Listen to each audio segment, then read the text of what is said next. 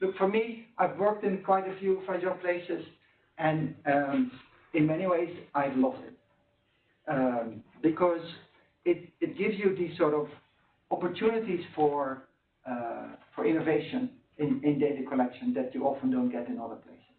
And it starts often with the fact that, okay, there's very little. I remember the Bureau of Statistics in the Central African Republic. First of all, there were only sort of 20 people left. Then they said, well, we'll take you to our archive. And that was basically the place where, when the rebels entered the town, they threw in all their computers and the books that they had left. So it was this huge pile of stuff. And so you can imagine, if that's your statistical archive of the country, right? That's it. You're basically starting from scratch. That has its advantages and disadvantages, right? Sampling frames are all out of date, that's a huge problem. On the other hand, the people that still in the office are extremely motivated, right? They want to get going again. So there's that aspect.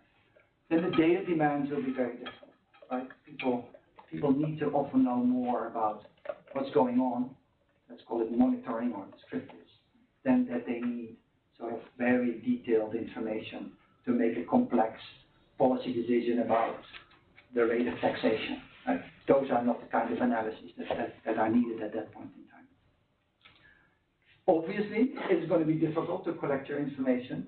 Many places are not safe, so you need to find solutions for that. It cannot be safe for security reasons, there can be health reasons, so there can be all sorts of reasons why you cannot send your data collectors out. And of course, the last thing you want is sort of people to put themselves at risk just to collect information. No matter how important we think data is, in the end, we don't want to put our people at risk. The last thing I would like to share with you is that I think it's also easier to innovate in fragile contexts. First of all, it's needed because you can't do what sort of business as usual. And secondly, since people realize that the situation is very different, they also accept that you'll do something different, and something different doesn't always work, and people accept that, and I think that is an advantage. Then, as we did this work and we developed solutions for different situations, we realized that some of the things that we actually had developed were actually applicable to the non-fragile situations. And I think that is first I found that sort of a fascinating finding. So we developed some rapid approaches to do consumption surveys. I think that's relevant. We worked on ways to monitor the progress of projects that actually is now being implemented in non-fragile situations. There's been quite a bit of work on how you ask sensitive questions. Things that are absolutely relevant in other contexts. For instance, if you want to know about, say, gender-based violence around infrastructure projects, these approaches are absolutely relevant in those contexts. So, what have we learned? First of all, don't panic. It is possible to collect information. I think that's really an important message. Don't think that because there's conflict and stuff, you can't collect information. You can. You will have to adapt, right? In many instances, you really want to reduce face time.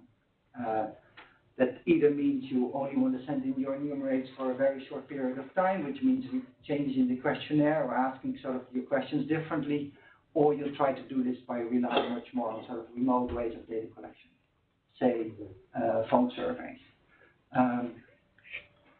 Then what you will need to do is you need to accept that since these places are so volatile, etc., you cannot just sort of come in with an outside approach and say we're going to apply it this way, right? Because something that works in one place may absolutely not work in another.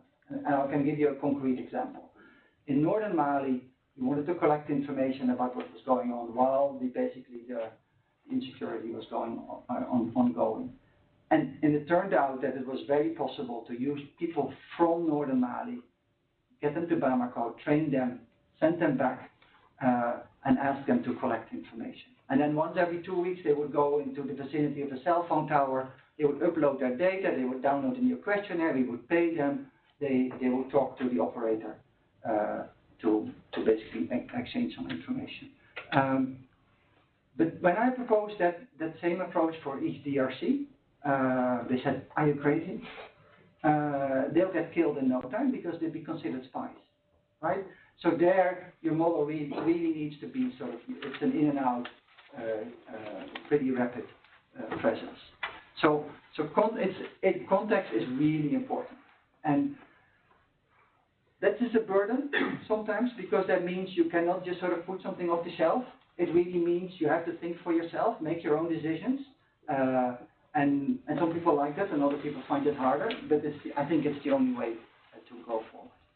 And with that, you need to invest in innovation, and so the book discusses quite a few methodological innovations that we brought about around both sampling and how you collect your information. So with that, I guess it's obvious that your sort of standard household survey is probably not what you'll end up doing. You'll probably be doing something different.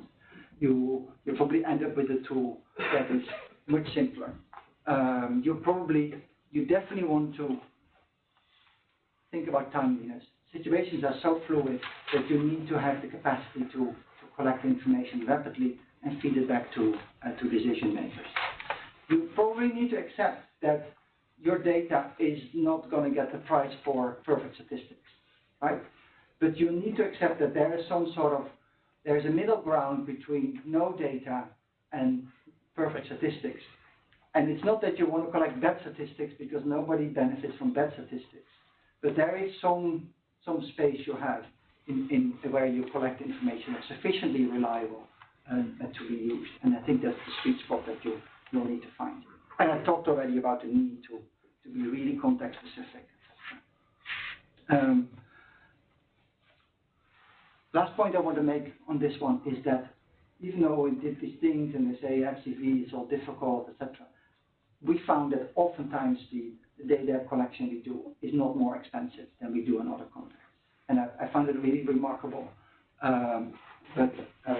If you're starting this, I don't think your initial reaction needs to be, I need 3 times the budget you would need in another context.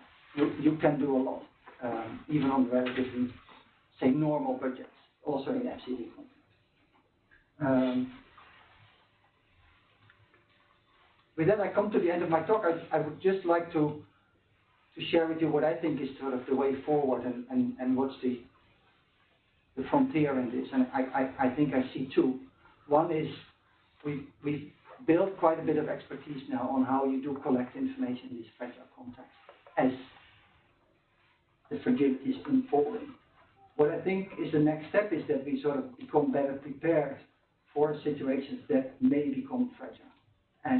And there's a lot you can do in that sense, particularly if you realize that sort of if say insecurity happens, what you want to be able to do is sort of minimize face time, be timely, and that means sort of you want to start preparing by building up your registers of phone numbers and respondent characteristics, whether it's households or key officials, before the crisis starts. You want to have your initial set of questionnaires ready. You want to make decisions on whether you're going to give your respondents phones so that they can respond or not. And so you basically want to be prepared, and that kind of preparation probably is not very expensive, and it can be done. And so that's where I think is an important next step. And the other next step that I see is that and it's nice to be here, and I didn't put it because I'm here, because I also presented this in Washington. I really think the next step is sort of much better integration in sort of development data, what we consider development data, and humanitarian data. Particularly when I think of humanitarian data as data that's sort of collected in an administrative way by the agencies. And I think that's sort of combining that with sort of the more survey-based approaches that the bank often does, I think is extremely relevant. Okay, with that, I'd like to give Oops the floor. This doesn't seem to work.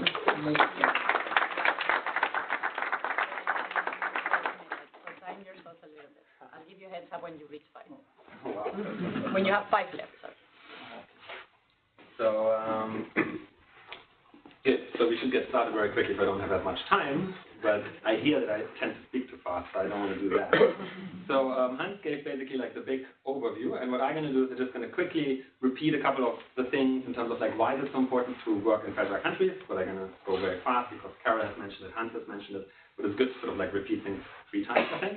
And then afterwards, we're going to identify a little bit more specifically what are the constraints for data collection in fragile contexts, and then I'm just going to like show you a couple of examples, how you can think about overcoming these these challenges. So here, what you can see is basically 3 different maps from 3 different time points from Africa, and the darker it is, the more violent events have been in these countries. And so what you can see, hopefully even from the back seats, it's actually getting more and more violent conflict. And so fragility is not something that we can just like sit and wait and it's going to be gone. I mean, fragility is probably going to remain in the world. And as has been mentioned by Hans and Carol, we also know that more and more of the poor are actually going to live in fragile countries. So in a sense, there's a double burden. The most vulnerable people live in fragile countries, but at the same time, the fragile countries are the most data-deprived countries. And this you can sort of see on the right, but it's a little bit small. The number of household surveys are always going down if you have a spell of fragility. And so it's actually the opposite of what actually should happen, because first, well, in a fragile context, we have more vulnerable populations, but also, as I think Carol mentioned, it's way more volatile. And so we actually would need more, like a higher frequency of surveys, but it's the opposite of what's happening. And why is that the case? Now I'm going to slow down a little. Because there are many very specific challenges in fragile countries. And so I've sort of categorized them in 3, in the inputs, implementation, and outputs. And just let me say a few words about them, and then how they can actually be addressed. So in terms of inputs, the first one is that there's not a very large revenue base, usually in fragile countries. No, because like, well, collecting tax money is not very effective if you've got a fragile context. And if the government has funding, well, it might not prioritize data collection. So usually statistics offices are actually underfunded, meaning no big data collection activities get carried out, and so we have directly the data deprivation. But it also sort of like spills over into limited capacity, because if an NSO, like a statistics office, doesn't have a lot of data collection activities going on, well, they are missing out on experience. But also, if salaries are not paid, well, the very knowledgeable experts, they're going to leave. They look for outside options, sometimes even outside the country, especially fragility also affects the capital cities. And so you basically see a deprivation of capacity. And this then also spills over into the final point in terms of like inputs, which is limited or like outdated statistical infrastructure. And so here, I specifically could talk about sampling frames. I mean, as I guess all of you know, you need a sampling frame for like having a representative survey, which basically gives you like a list of where to find the households in the country. Now, interestingly, first of all, given limited revenues, given limited capacity, these sampling frames are often not updated in a fragile context, but even worse, and here again you see sort of like this double burden, like given the volatility, given like very mobile populations, a lot of displacement, these sampling frames get actually outdated much quicker. So instead of updating them more often, actually they're updated less often, which really affects data collection. Now moving to the implementation side, the first and foremost one is insecurity. So I'm not going to say too much about it. Sometimes you can't access certain areas of the country. Sometimes there's hostility against respondents. But don't just think in terms of violence. Also think about risk of infection, for example, like Ebola. Can you send enumerators to households at the risk of infection? I mean, you probably don't want to do that.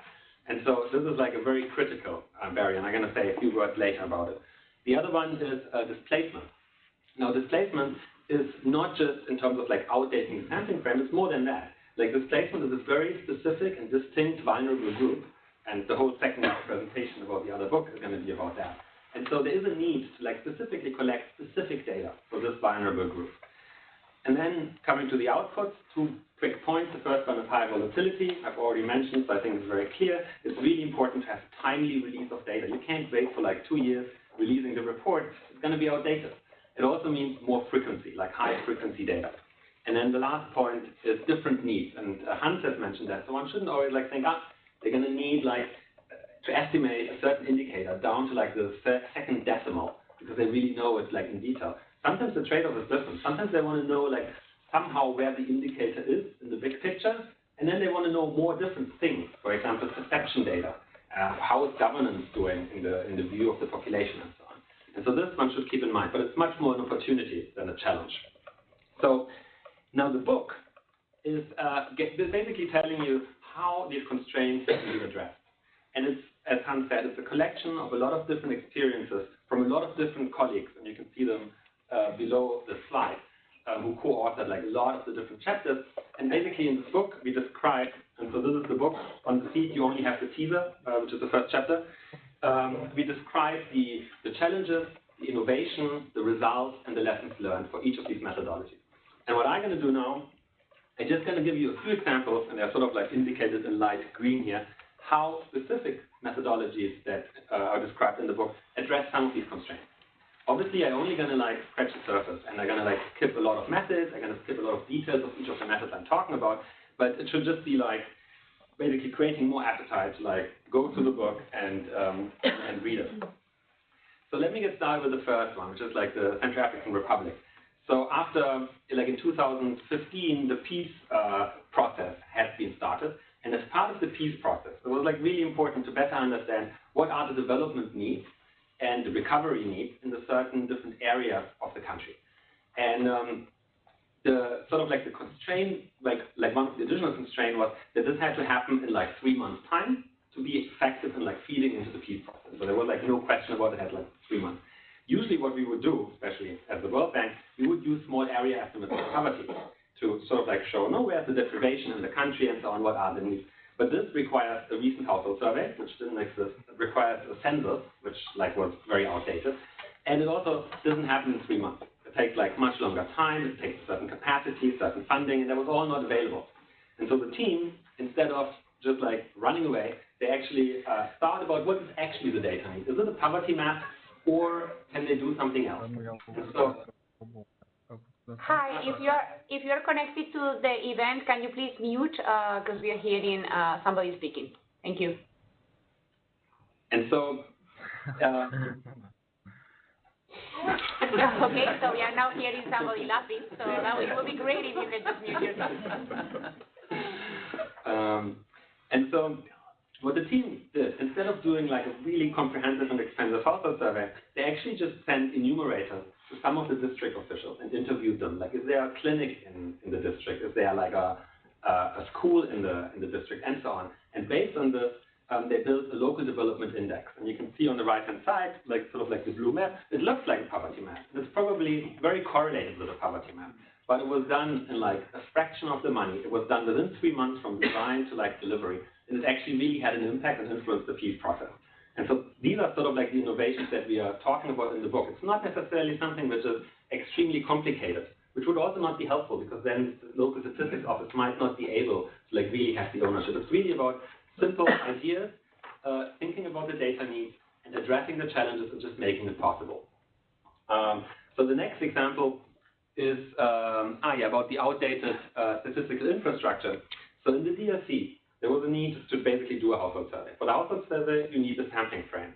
But the sampling frame was completely outdated. It was like many, I think even decades old. A big part of the population was displaced since then, so there was no way of going for it. But there was also no way of basically doing a traditional census-like operation to demarcate the enumeration areas to which one needs to go or which one needs to have as a base for the sampling. And so what the team did is they used satellite images and they used some iterative algorithms to first demarcate the enumeration areas alongside natural and administrative boundaries. And then, as you might know for the sampling frame, the second ingredient is a population estimate, so you can draw them proportional to size. And so then they used, again, satellite images and some machine learning algorithms, or like regression trees, and those ones gave them estimates for the population size for each of these enumeration areas. And this they used as a sampling frame, drew a couple of them, and then conducted the household survey in those areas. Now, the nice thing is that given that they also listed the enumeration areas which were selected as part of the sampling frame, they could actually compare what is the real number of households in this area versus the one which was projected or predicted for a subset, not for the ones which were sampled. And you can see below that actually it's like really highly correlated. So it was a quite effective sampling frame. And again, I mean, this was done like in a very short time, very limited budget, and while a normal census-like operation takes like probably like more than a year to do this in like millions of dollars. It's 5 minutes. 5 minutes. Okay, that's good. I can even slow down. Now another example is the listening to Africa in Sierra Leone. with the Ebola crisis. Now, I had mentioned that sometimes it's about the risk of infection rather than sort of like the insecurity, where you can send an enumerator to a household. But at the same time, well, the Ebola crisis was basically starting, and everybody wanted to understand what's the impact, not just the macro impact on the overall country, but really the impact on the households, like who's losing employment, because that's like really important. Is this correlated to areas with high infection, or is this like more general because just all the markets are breaking down? And so to do this, well, you want to do household survey, but you can't send enumerators to the household. And so what the team did is they actually utilized the sort of like nice coincidence that beforehand a face-to-face survey was done before the Ebola crisis. And as part of the household survey, people asked for the phone numbers of the respondents. And this they use as a sampling frame.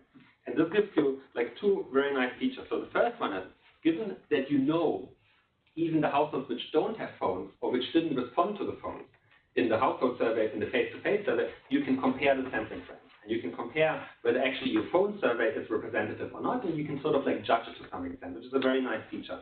But the second one is it allows you to basically call up all these phones and then ask them about, for example, employment, and to ask them about perception, and without the risk of infection.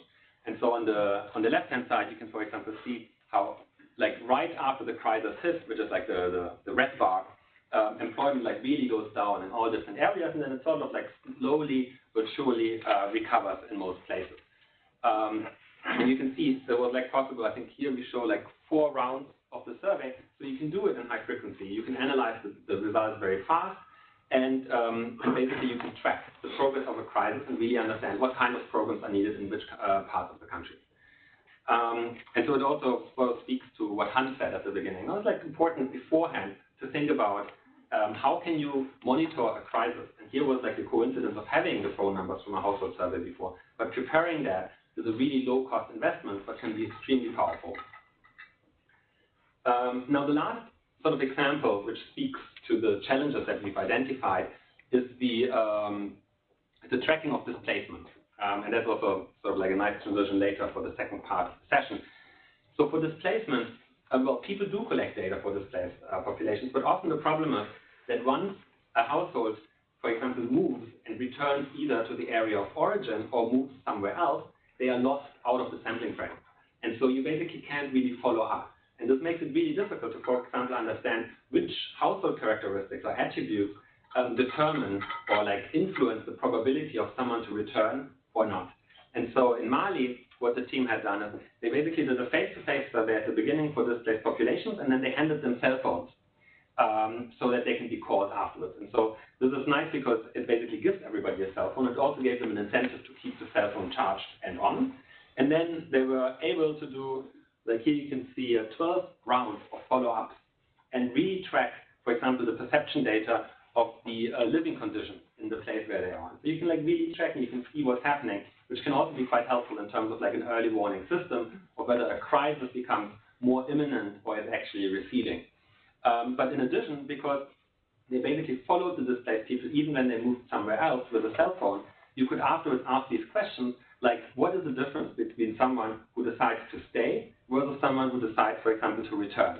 And so this you can see on the top right. Interestingly, like refugees rather than internally displaced people, they tend to return, as well as households that actually earn a gun, which is, of course, related to the security at their place of origin. But on the other side, for example, households that found employment at the area where they are displaced, they tend to stay. And so these things, and like analysis, if you would go deeper, this can really give you an idea about what kind of programs and policies are needed and what's going to be the likely impact of those. So these are sort of like the examples I wanted to give to specific challenges. But as Hans has said, it's also about scaling them up, and it's about being able to like adapt them outside fragile countries. So therefore, we think that the book is sort of like more than just important for practitioners in fragile countries. It's like interesting and innovative data collection, which you can apply in a lot of different contexts. And here, for example, like the one good example is the iterative beneficiary monitoring, the IBM. And so what is that? So IBM basically is a light touch method where you can give quick feedback to a project team. And so rather than having a project being implemented and then evaluated 3 years later, when it's basically too late to make any changes, the idea is to have a direct light touch feedback loop, which after a few months can alert the project team that something doesn't work. And it sounds, again, very simple, but it's still, I think, quite a success that this has been like implemented in Mali and really had a real impact. So in the example here, it was about a project that gave funding to schools so that they can feed the students 5 days a week. But then in the first round of data collection, you see that in the lower right graph, like a quarter of the schools were not able to provide food to their students for 5 days a week. And the nice thing is with IBM, it doesn't just track the outputs, it also tracks the inputs. And so on the top right, you can see that the time it took for the first money transfer to arrive at the school was like almost like a quarter of a year, a third of a year. And that's like, of course, way too long. And so the project team got informed about this, they mitigated this, and then you can see in the second round of data collection, the time for the transfer shrank to like about a month. And at the same time, you can also see that the number of schools which were not able to feed their students 5 days a week basically dropped by half. And so that's sort of the idea of IBM. IBM now has been implemented in a lot of other countries, a lot of other projects, and like really changed the impact of the project on the beneficiaries. And so the last thing that I wanted to show are the testimonials. So a lot of the data collection activities that we are showing, they're sort of like little extractors. They're like extracting data from the respondents. They don't really give them the ability to sort of like show what their life is like. They don't give them a voice. And so we wanted to give them a voice. And so we offered respondents at the end of the interview to record a video testimonial. Of course, with informed consent, that it gets published. Interestingly, almost everybody wants to do that. So people are really keen in like sharing their opinion. And so what we've done is we've uploaded them on a website, which I'm going to show in a second, and you can click on the different faces, and then you can see their testimonials. And it's really powerful. First, it adds on to the very dry statistics of like poverty rates and so on, but gives you really a view of what it is like to live in poverty. And so it's also good for like advocacy for like data, but also advocacy of like really thinking about what it means, what we are doing. And so if it works, which always depends, I'll show you a quick teaser video.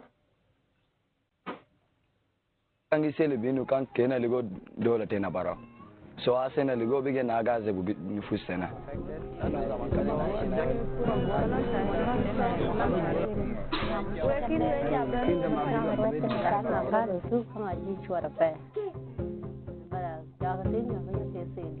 So if you go to these websites, the pulseofsouthsudan.com or the somalipulse.com, you can literally click on these faces and see their stories. And so here's one example of one of those stories by itself. I can tell you that since last year, August,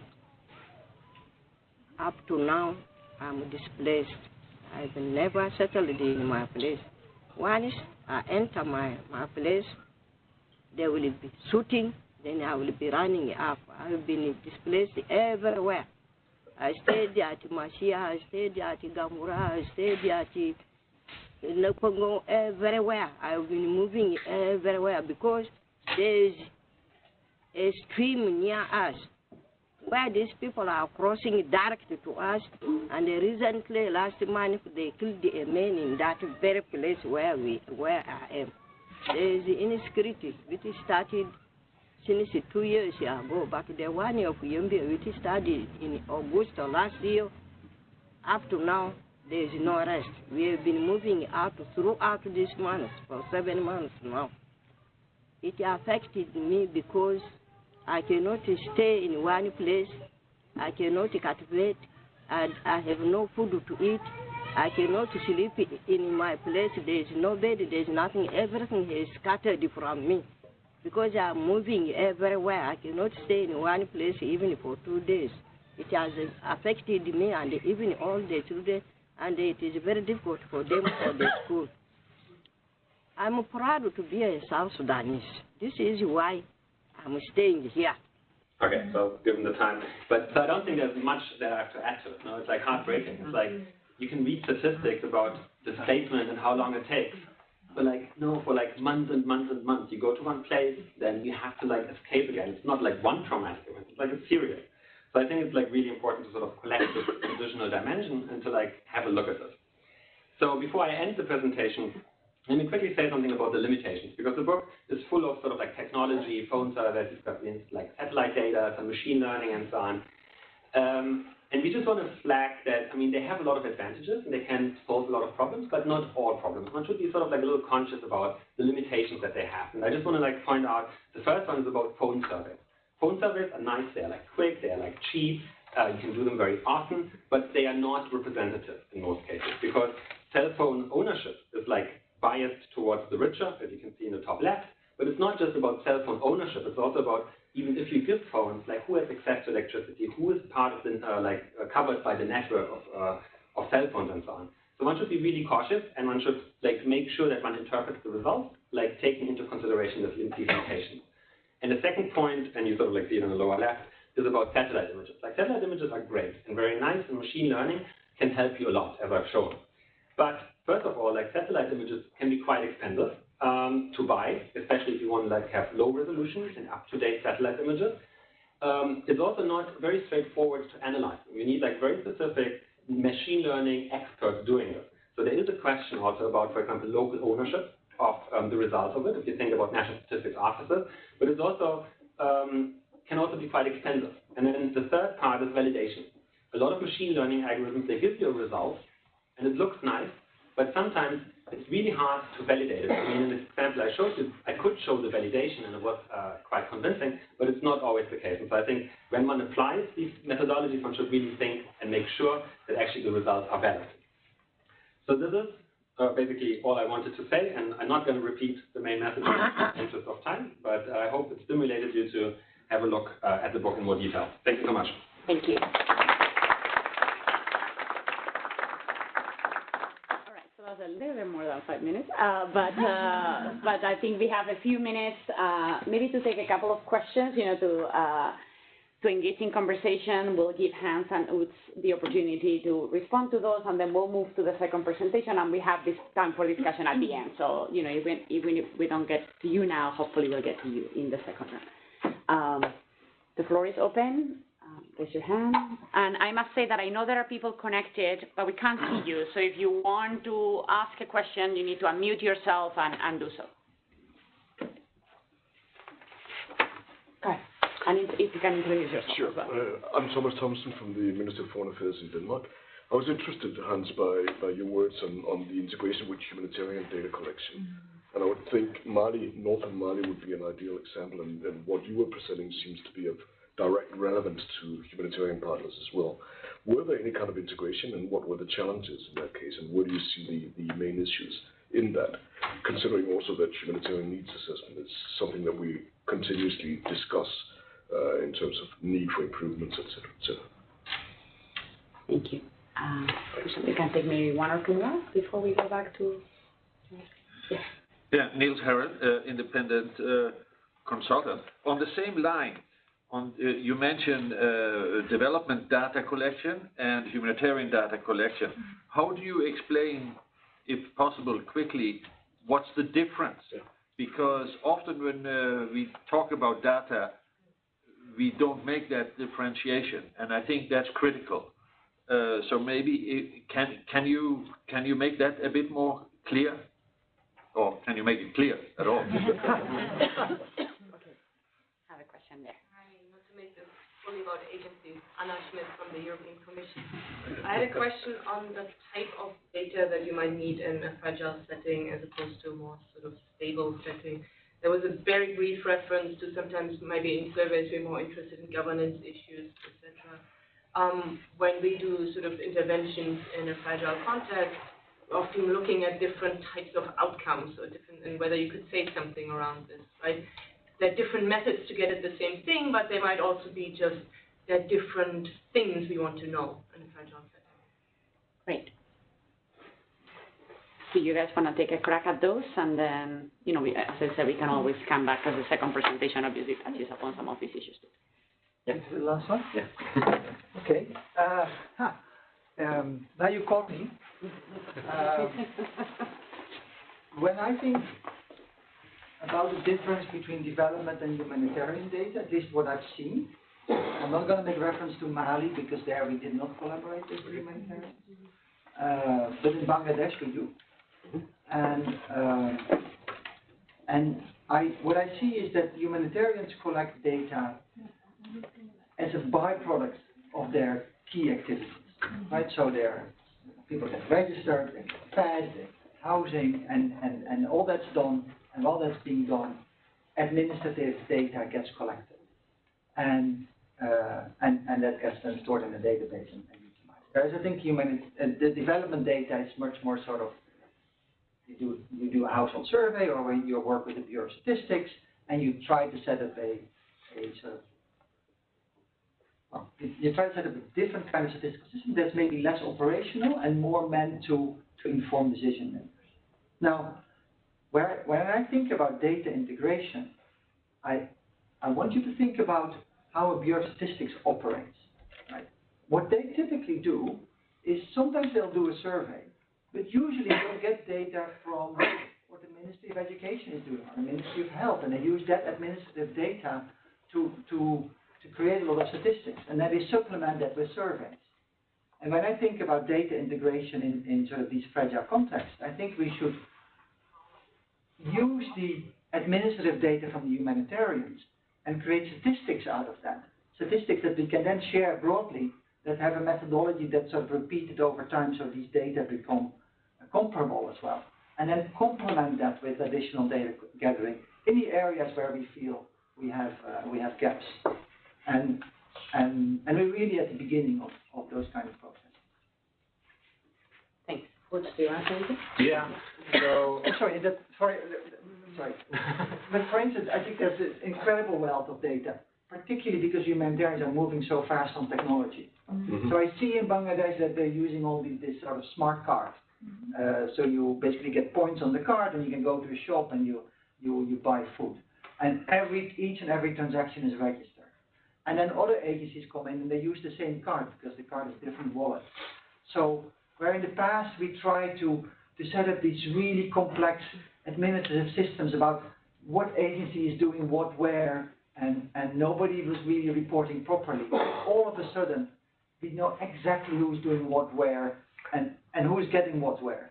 And so that's data that can be really mined for all sorts of statistics.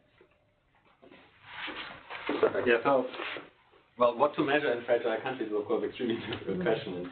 I don't think that there's sort of like one solution, one answer to it. I think it really depends. So, like the humanitarian, they look much more for actual vulnerabilities and needs that are at the moment happening. While I think from the development perspective, we are much more interested, but we're also interested in that. We're also very interested in livelihoods. Now we want to understand what is sort of like the economic foundation, what could be like potential self-reliance. And so I think this comes with a whole different set of indicators, which is really important to understand. For example, like if you think about employment, you don't want to just see who's employed or who's not employed. Given that you're in a specific context, you also want to understand, for example, who is illegally employed, even though without a work permit.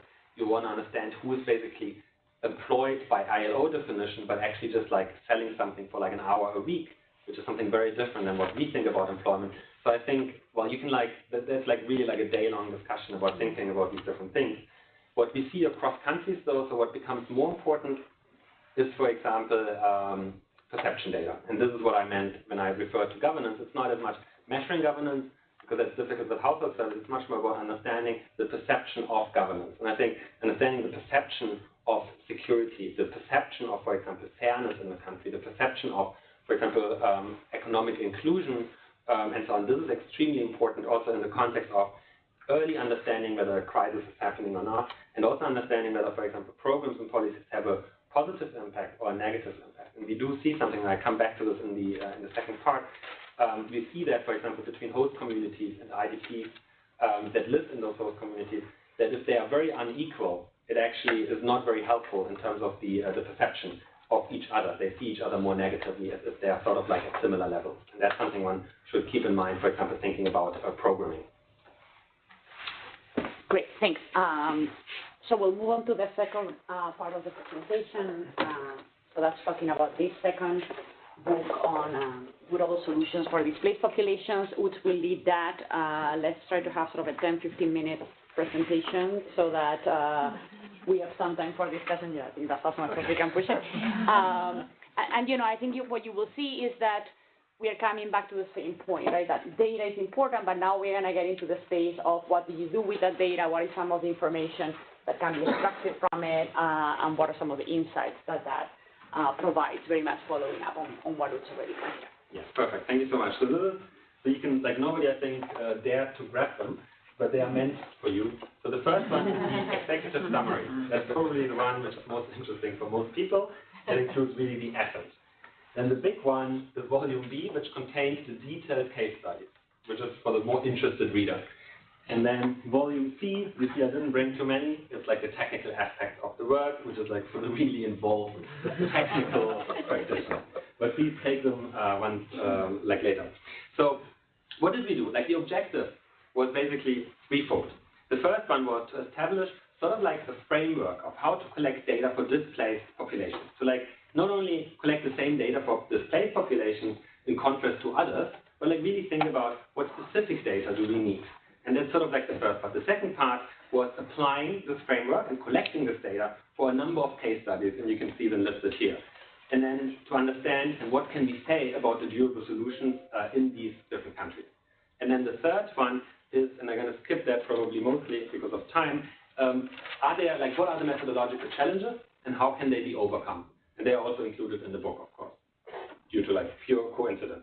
But so before we get started, I don't want to like say too much about displacement because, well, it's like, in a sense, the displacement conference. But displacement, of course, is basically triggered by different events, for example, violence, and we've seen there's more violence coming. So, and the second one is climatic changes, which is, of course, also still happening, and then having like droughts and floods and so on. So I think also displacement is easy to say is something that unfortunately going to stay with us for the next couple of years. And so it's really important to better understand how can we basically cater for displaced populations. Now in the world, there are like 70 million people displaced. And I think everybody who sort of like sees this number, thinks about displacement, thinks actually about refugees. But if you look at it, well, refugees is not the majority of it. The majority are internally displaced people who actually did not cross borders. But otherwise, they are very much in a similar situation. But now, displacement does not mean, it's not like one event when you get displaced after a couple of days or weeks, it's done and you're back to normal. It's actually the opposite. And you've seen this a little bit in the testimonial that I've shown. Like, displacement is often protracted. It takes like years, it can take decades to be resolved. And so I think this makes it very clear that it's not just about humanitarian assistance addressing the current needs, which is important and essential, but it's not sufficient. But in addition, there needs to be a development perspective to it, sort of like a projection towards how can displacement end. And so this is where the concept of durable solutions comes into play. Like durable solutions basically means a durable solution is found when all displacement-related vulnerabilities and needs are mitigated, which is of course sort of like a very flexible and open sort of like definition, which I think is therefore actually also useful. But so the end of displacement, you can think about basically in three different dimensions. The first one is you integrate locally, the second one is you integrate elsewhere, and the third one is you return back to your origin. And so the idea of the report and the objective is to sort of like understand how can we collect data that is helpful in informing potential durable solutions. And so for this, we basically established a framework of how to collect data, but that's like a little abstract, and you would have to look at the questionnaire module, so I'm not going to bore you with that. And then we applied this in like 4 different countries for internally displaced people, in Nigeria, in Sudan, South Sudan, and Somalia. And we also applied it to refugees in Ethiopia. And this gives us like a very rich data set where we can compare internally displaced people with host communities, but also with refugees. And so I'm just going to like show you some of the results. Now, the methodological innovations, so I'm just going to jump over them and just sort of like flag them. The first one is it's quite interesting to see if you collect consumption data for displaced populations, they often tend to underreport it. And we know this because the levels are so low that they are just not credible in terms of how much they've consumed in the last 7 days. And so we did a randomized controlled experiment where we applied a behavioral nudge in the questionnaire of like really asking them to tell us the truth. And then you can see that actually the very poor IDPs actually report higher levels of consumption. So this seems to be working. But this is just to flag that it's important to like think about how to collect data, and you can use a lot of the traditional methods, but not always. And then you sort of like need to innovate and think about it. Now the second one is that usually when we collect consumption data, we ask like hundreds of items each household. And we need to do this because we need to get a proper consumption measure, which then tells us the poverty level. But that's often like either not possible in cases of insecurity, but often it's also like not as feasible because we want to ask so much about displacement, perception, and other dimensions that spending like 1.5, 2 hours just on getting like a very, very precise poverty or like consumption measure is maybe not the right choice. And so what we did is we developed a new methodology where we ask only subsets of specific items to different households, but different items to different households. And this allows us, and that's all like shown in the graph, after data collection, we basically statistically impute the items that we didn't ask to household A, but we know from household B, and we imputed what probably household A would have consumed of these items. And this gives us a quite accurate measure as we show with simulations as well as real-world examples. And the third one are the video testimonials, which we've already seen. And we've also already seen the book, in which some of these are, of course, also described. So with that, jumping through the technical innovation, let's go to the, we've got first the cross-country observations. And so I'm just going to like highlight a few things that we sort of like see across, but I mean, you can see it's like quite thick, so I'm also just going to like scratch the surface of it. But what we see is like most of the displaced people that we had surveyed were actually displaced by violence and by conflict, except for Somalia, where there's a big part that was displaced by conflict or violence, but was also by drought and like climatic events, basically. And so this matters later, as you will see. And so, and then the second part, the problem is I don't wear my glasses, so I can't even see that because it's so small. So the IDPs tend to get displaced very close to where the displacement has happened. So they don't go like across the country to a completely different region. They usually try to stay close to where they came from. And interesting, it's also true for refugees. Refugees, like the ones we've surveyed, they go basically just across the border and then stay there. And they don't sort of like travel much inland in the other countries. So what we also see is that, and like a lot of these things are not surprises, but it's also good because, well, it validates sort of, like data collection quite a bit. But a large fraction of the displaced population, they're extremely young. They're like below 15 years old. And that's really important to keep in mind because it's about human capital and addressing basically the needs of the very young population. You also see a large number of women-headed households, and you see very high dependency ratios. That there are like not very many adults which can actually work and cater for the remaining people in the household, but you've got high dependency ratios. Now the next one is on like the poverty levels, and that's quite interesting. So if you look at the poverty levels, you can see that in terms of the refugees, which is on the left-hand side in Ethiopia, that the host communities are much less poor than the refugees. And you can see, but the refugees are usually poorer actually than in the host in their country of origin as well. So like the displacement like really affected like their livelihoods basically. There's a little bit of an exception, but it's still sort of like the same pattern in South Sudan because the national poverty is also just like so high that sometimes we think, but it's like hard to like really get out of the data, that actually people who have more resources are actually able to like become refugees, and therefore they are like less poor. If you look at the picture for IDPs, and that's quite interesting, you see that the poverty levels compared to host communities is much more comparable. And that's like a really important point because it means, well, it's not just the IDP who's very poor, but it's also the host community.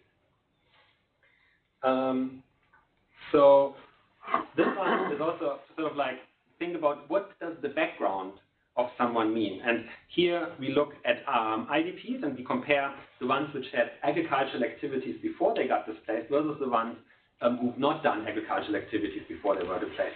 And it's of course important to note here that most of the displacement happened into urban areas. And so the hypothesis is that, well, people who've been farmers before, they might have much more difficulty in integrating into the local labor market, and therefore it might be much more difficult to actually get livelihoods. And you can see that this is particularly the case in Somalia and South Sudan, where you see like really these differences that the non-farmers are actually less poor. And we also see this if you look at employment. So this is just like one example. Now, the final point in terms of sort of like the description of what we can see from the data by comparing the different countries is, of course, the gender-specific risks. And I mean, I don't think I have to say too much about it, but like we do see that there are like a lot of women-headed households, as I said before. Like generally, the proportion of women in the population is much bigger than it is back in the country of origin. And then that, of course, women, well, not of course, but like unfortunately, women also have like lower educational attainment, which we also see in the countries of origin, but we also see this in the displacement situation. And then, for example, there's a lot of time that is spent on like fetching water, and this, of course, can expose someone to risk of GBV, but also more generally, like a lot of IDPs report that they're basically staying at home because they have to take care of, like, for example, domestic work, rather than being able to, for example, participate in the labor market. And so this was very descriptive, because here we've got sort of like the slide summarizing that and what does it actually mean. And it's like really about going from the descriptive to sort of like the prescriptive, as much as one can do this from like such a general level. But so what is like important if you like think about IDPs and refugees and host communities is, well, first it's about human capital. So you want to make sure that there is proper services offered in terms of like ensuring that there's proper education for the young people, because otherwise the spell of displacement actually can create a lifetime spell on poverty, and that's exactly what one wants to avoid. The second one is that host communities are often as poor as IDPs. And so this means like programming should really make sure that services are not just offered, and also like programs in terms of like cash transfers should not just be offered for displaced populations. This creates like tension, and it's also in a sense like not really reflecting what's happening on the ground, because they are similarly poor. And so they should really integrate host communities, which helps to avoid social tension. The third point is it's helpful to think about where IDPs come from. What were their livelihoods beforehand? If you think about, for example, productive activities. And these programs should also make sure that sometimes there'll be a lot of farmers which basically have not done work in an urban market. And so programs should make sure that they actually create the skills and start from the foundation that exists to make sure that everybody is integrated and that these programs are inclusive. Now, the last point is then on the gender-specific risk. Like, I think all programs and policies, one should make sure that they are basically accessible to everybody, and that doesn't mean just saying, yeah, everybody can join, but it means, for example, ensuring that there's childcare around, and also should mitigate any other GBV risks. So in this slide, so programs and policies, they of course need to be targeted. And to target, you want to understand sort of like what are the different types of households that you see in a certain situation. And so what we've done here is, in the different places, we've categorized them between being self-reliant, meaning they are not poor, even if they don't receive aid, and they're actually employed. That's the green ones. And then you see the sort of like orange ones, they're the ones which actually have productive employment, but they are still poor if they wouldn't receive aid. So they're sort of like self-reliant, so they're not self-reliant, but they're sort of like have the potential to be self-reliant if they would find more work or more productive work where they would get paid higher. And then the red ones are the ones where there's actually no employment, and so they are basically dependent on aid. And so it's quite interesting because all of these three categories would need very different programs. And so it's like helpful to see that they actually quite vary across the different contexts, even within the country, but also, for example, in Somalia, you can see there's hardly support-dependent displacement. Like most of them actually are either self-reliant or they are supported by aid, but they actually have productive employment. I think that's really important if you like think about what kind of programs one should implement to end displacement. So these are the cross-country observations. And now, probably in similar speed, I'm going to like rush through the country-specific ones. I basically have one slide for each, so it's going to be pretty fast. So in Nigeria, I just highlight some facts. So there's like very high poverty, very high food insecurity, even given that actually there is humanitarian aid being delivered. There's poor housing, overcrowded toilets, and a lot of unemployment. And you can also see that the mobility plans are determined by the access information. So people often do not know what the security situation back to where they came from, and that's really important to address. So if you think about the durable solutions, here's sort of like an overview to ensure access to food, to improve the living standards, generate employment opportunities, but also provide access to information. What we've also done, and we've done this for all countries, but I only show this for Nigeria as an example. So we looked at the trajectory of displacement to what was the origin, like what did they do before displacement, what was the trigger of displacement, and what are their current sort of like needs, and what are their current views on like ending displacement. And looking at these three dimensions, that allows us to basically cluster the IDPs into like different groups. And it's quite helpful because here you just like compare, it's like a three-dimensional space. You can compare the black versus the blue ones, and they are like two different groups. And if you read the little narrative, you can see that they are like really distinct. So the left group, they are basically non-farmers, while the right group are farmers from like their origin. And the left one, they've got higher dependency ratios, and like more often like women household heads, while the farmers more often have like larger household sizes. The farmers are settled in camps. They are not very satisfied with their current location, and they actually want to return. While the left one, they are much better integrated. They are satisfied with their current location, much more think about staying. And so I think having these different groups, and you can also like divide this further down, is like really helpful in like seeing how contextual programs should be and the sort of like breadth of how they should be designed. And so now moving quickly to Somalia. I mean, Somalia, I've said before, there's a lot of violence-related displacement, but there's also a lot of sort of like climatic-related displacement. But like one of the main facts I want to show you is the IDPs in urban centers is like 75%. And so this is also like really helpful in terms of programming, because it first of all means delivering services much cheaper than going to like rural areas, but it also means that generally investment into urban infrastructure can be really helpful because it addresses the needs of the host communities as it does for the IDPs. And I'm going to skip sort of like the other facts. Now, if you look at South Sudan, I think, again, no, it's like you see like really bad outcomes in terms of like education, in terms of like employment. And so therefore it is really important to like think about the human capital in terms of like education, access to employment opportunities. But here in South Sudan, we also saw a lot, and we heard this actually in the video before, that people don't exactly know what's happening from where they came from. They don't know whether they can return or not. And if you've been displaced like 3-4 times in a row, well, you're going to think twice whether you try to go back just to get displaced another time. And so the final one is Sudan. So in Sudan, let me mostly flag, I mean, again, we sort of like have very specific suggestions for the durable solutions, but let me say some words about the impact and the lessons learned, because I think that's interesting, especially sort of like in the context of UN, World Bank collaboration. So the impact was actually quite nice. So we did get a lot of acceptance among local stakeholders, among the government, and everybody was like quite happy accepting basically the result and what we've set. And it also led to a pledge of quite high funding of like development partners who actually financed some of the durable solutions that were proposed in the report. And so that's very nice. The question is, of course, like, why did this happen specifically in Sudan, and why did we have so much traction?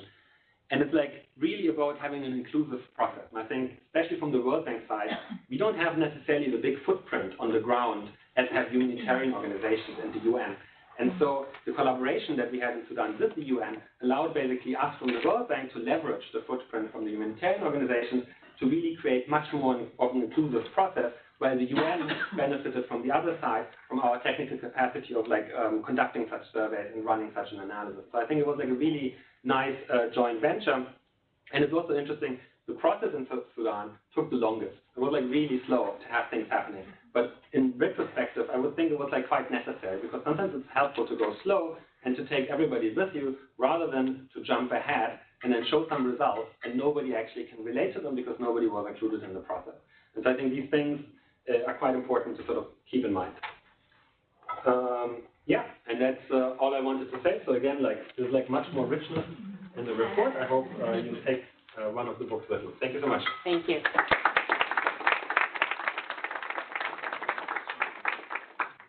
So we have about 10 minutes for discussion, and again, happy to get questions on this, or if you want to go back to some of what you heard earlier and touch upon that, that's also welcome. So again, I'm thinking for those that are connected, please jump in if you want to. Go ahead. You have a follow-up. This is super interesting, and so glad to be here and hear this. Whole host of questions, but one of them was, we have this whole issue about targeting, right, and status-based targeting versus sort of needs-based development, whatever you want to call it. Have you tried to do this? Because you had these groups, right, and then you described your refugees and your IDPs and your host community. But if you were to just look at the data and you were to sort of ask the computer to sort of cluster your refugees, right, based on what you come out with as the characteristics, would you be able to do that? Would refugees emerge basically as a specific group based on these different questions? And would IDPs, I mean, if you don't have real differences in poverty rates, for instance, how would you define your IDPs if you didn't already know? Right? What would they, could you do that? Could you do this, run this as a test and just see whether in the end your results would match what you already know about the status? I think that would be really interesting and quite sort of a funny sort of little result. And then the second one is very quickly, and also I think it's probably a longer discussion, which is ultimately this data collection is always relational, right? It's sort of somebody has to sort of ask somebody something, whatever sense or form. And we just had this discussion sort of in another meeting about, you sort of say we can use humanitarian data as an equivalent of sort of other administrative data that a ministry might collect. Of course, the relationship between humanitarians and their beneficiaries is a very particular one and skews things. You mentioned the sort of issue of underreporting on consumption. Are there other key issues that you would say make this data different in type, and you have to sort of look out for systematic biases in the way people will respond? Thank you. Any other questions, comments? Right? Yeah, this is Niels again. You talked about durable solution wishes. Did you, in this work, also look at the development of the displaced people's wishes for what they wanted to achieve as a durable solution over time? And how was that related to their coping mechanisms, which I guess is related to poverty? I mean, that circle of information, if that could be measured over time, it would be exceptionally interesting. I'm not sure whether this was done or whether you think it's possible if it wasn't. In this data collection, can you introduce yourself? Philip Verwin from ICARES in Brussels.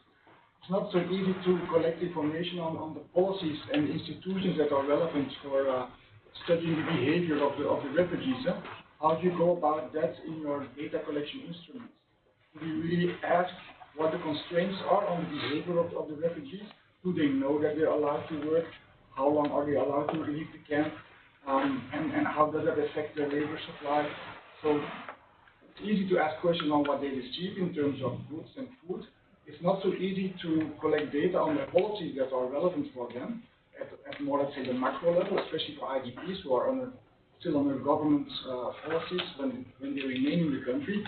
So how do we address that? Because that's the policy relevant question. It's not just how much they consume, but what policies are in place specifically to target IDPs. And for that, our data instruments are not very suited, I think. But are you asking whether they are aware of what those policies are, or whether we should be collecting information on what the policies are independently? I think that can be both.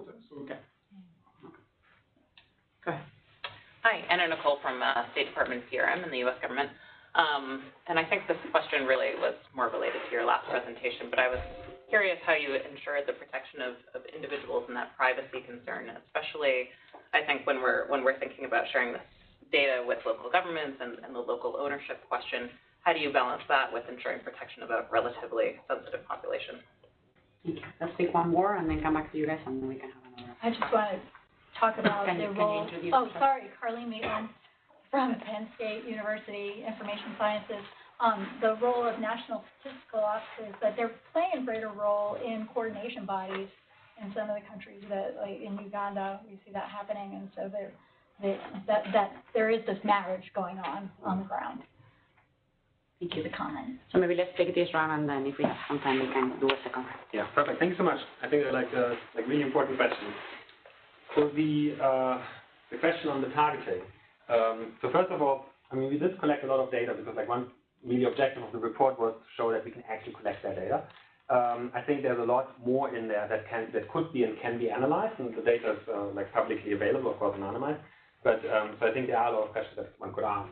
In terms of targeting, so the whether the displaced populations basically stick out with very specific characteristics. I think so. The first one is what we see is, but we didn't like write this formally up. But what we see is that usually you can see that, for example, poverty is very related to like assets, and that's not necessarily the case for displacement, no, because the dynamics are very different. You can also often see that how employment, for example, is related to poverty level, and that's not as strong for displacement. So displacement is sort of like much more of a disturbance, and then which of course sort of like makes also logically quite some sense. If you would just like sort of like put the data into a clustering algorithm, the question, would they show up as sort of like the poorest? Just as distinct. Or as group, basically. So they would show, it depends on like what you put into the clustering. I mean, they would show up because they have some specific areas where there was a lot of displacement happening, so you would automatically get sort of like this geographic location. Would they show up in South Sudan or Somalia, for example, in terms of that they have less assets than the normal population? Like, not in these cases, because the general population is also just so poor that you don't really see a big difference. But I think it's a very interesting question. I think one should explore this much more in detail, and I think it should be possible to do with the data, but we've not done this in detail. The enumerator respondent bias, that's of course a very good question, and yes, I mean, we are aware that the enumerator plays a fundamental role in sort of like creating a certain relationship, and therefore also a certain frame in which answers are given. And for example, with the consumption data, we do know that this, for example, is a motivation of like eliciting more aid by saying that one is poorer, or like that's at least the hypothesis. And so I think there's a lot to say about it. There's a lot to think about it. I think in the end, what we do is, like in all surveys, we try to minimize these biases as much as we can by, for example, using local enumerators. Most of the enumerators, especially for the displaced work, they're actually hired out of the IDP camps because they speak the local languages and they're also quite accepted in the community. So I do think that the data still looks very consistent and very valid, but of course there is still always like an influence from sort of like this relationship of enumerator to the respondents. And so the perception data, Niels, of like having a time series and seeing how the perception changes in terms of like durable solutions, that would be like really interesting. But we didn't have the funding in any of these cases to basically have a time series, unfortunately. But I think that's like a really valid question. We did ask about the perception of durable solutions, like what would you see as an ideal situation, like an ideal solution for you? Would you want to return? Would you want to like be here and so on? What are the main constraints to achieve that? So there's a lot about this in the data, but just from like one time point. And there's also like leads quite well to the next question about the sort of like institutional constraints versus the constraints for the household.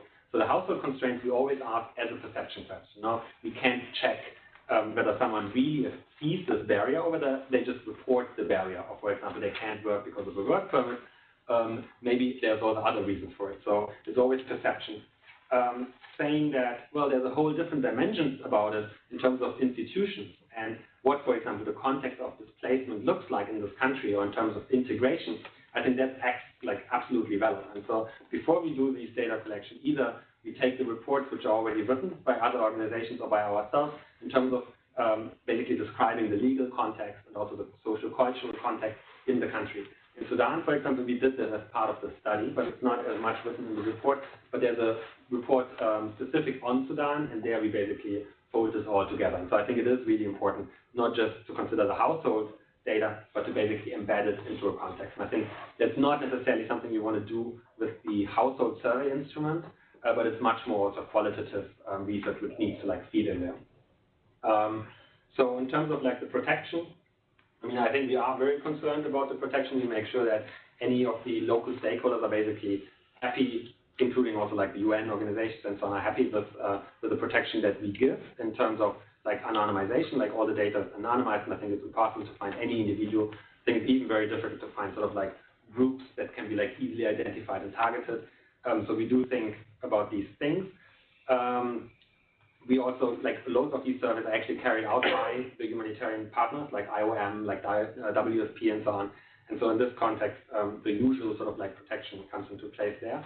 We do avoid, or like we strictly do not ask questions, for example, about GBV, about gender-based violence, because we cannot offer the trauma services that we would have to.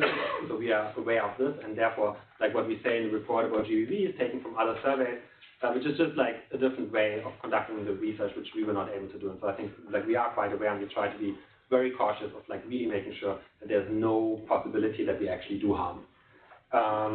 This is also why it's important, I think, having like this inclusive process with like really local stakeholders involved. And the final aspect on the NSOs, National Statistics Offices, so that depends on the country. So in some countries, basically the NSO was more or less carrying out the data collection. But it really depends, because sometimes, well, if the NSO is perceived as the government and you've got a lot of displacement from rebel-held areas, it's really difficult to send a government enumerator in there. So it's really a contextual question. Generally, we try to work as close as possible with the NSO as possible, without sort of exposing the respondents to protection, negative protection issues or something like this. But in general, we try to build up the capacity of the NSO. I think it also goes hand in hand with what Hans said. In the end, it would be nice to have a lot of this data work basically much more sustainably embedded into household surveys that are conducted regularly by the NSOs themselves, and basically include displaced populations. And that's something I think as the World Bank, they're really trying to push forward, as well as, I guess, the JDC. Thank you. Hans, do you want to say anything? No, it's good. Okay, so I just want to make a comment on the question on the awareness about policies, drawing from similar work that we've done, not reflected here, but focusing on refugee flows into the European Union. Basically doing field work in Greece and Italy, as well as in the countries of origin. And one of some sets in the qualitative and quantitative work, we did ask actually people about, did they know, what the rules were, what they were eligible for, and so on. And interestingly, they really did. They knew what the social protection eligibility criteria were in different countries. They knew what some of the policy parameters were, which to us was a real surprise. We weren't really expecting that, and that information had played a role in their decisions over time. I really don't know whether this translates, to other contexts like the ones we're talking about here, but for us it was a real surprise, and it did raise that question that we need to actually be much more explicit, I think, about not just documenting institutionally what's happening, but how much do people know and how that factors into their behaviors and decisions. I just wanted to share that. Unfortunately, we've run out of time because we have to move to a different place and we only need to be there in 5 minutes. But I just want to maybe leave you with a couple of takeaways, which hopefully will stay with you. The first one is that it is both critical and urgent that we build an evidence base about what's happening in fragile and conflict environments. I think what Hans and Utz and those that have worked on these issues, what they really want to leave you with is the message that this is doable. It seems difficult, but actually it can be done. And many times it can be done in a very cost-effective, quick, and yet policy-relevant manner. And that when we manage to do that, we actually get important insights, not just on understanding how these people are faring, but also on what can be done to both improve their situations, as well as to maybe tackle some of the root causes that have triggered these problems to start with. So hopefully that's something that we'll come back to in a lot of the conversations over the next 2 days. So thank you very much for coming, and please join me in thanking Hans.